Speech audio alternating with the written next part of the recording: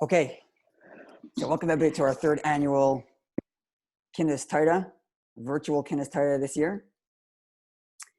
And just a little word on the Kinus Torah. This is something the Rabbi instituted, something the Rabbi began. And the idea is that after every Yom Tif, Sukkot, Pesach, and Shavuos, the day after, or sometime right immediately after, there'd be a gathering of Torah where people share words of Torah. They would participate in the Kinus Torah by way of, sometimes I think they even would send maybe a bottle of mashka down, or they would send some cake down to be as participation. And likewise, they would send some Torah thought, a sikha.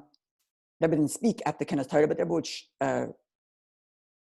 give some content that would be later shared at the Kinus Torah.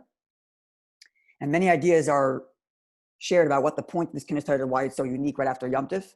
And perhaps one of them is as follows. When you're finished a Yom Tif and you're on this great high, you're pumped up from the Yom Tif, and oftentimes comes the day after Yom Tif and there's a little bit of a downer. You feel, the post-Yom Tif blues.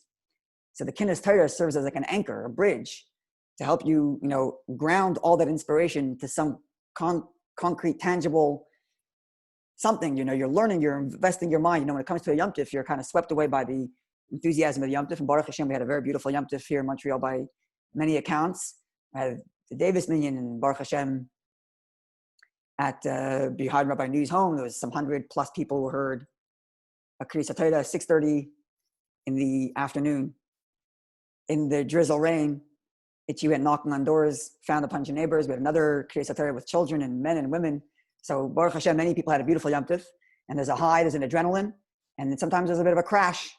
And perhaps the Kinus Torah is a way of, anchoring it down. It's reminiscent of the famous story that Tzemach Tzedek used to, after Farbringing all night in the Sukkah, he would sit down to learn Gemara after. Just to learn Gemara, to take all that inspiration and ground it somewhere. And perhaps this is kind of what the Kinus Torah does, in that it helps us ground all the inspiration we've been through, and serves as a bridge to bring it and ground it into our lives. So we're working to learn Torah and to understand it.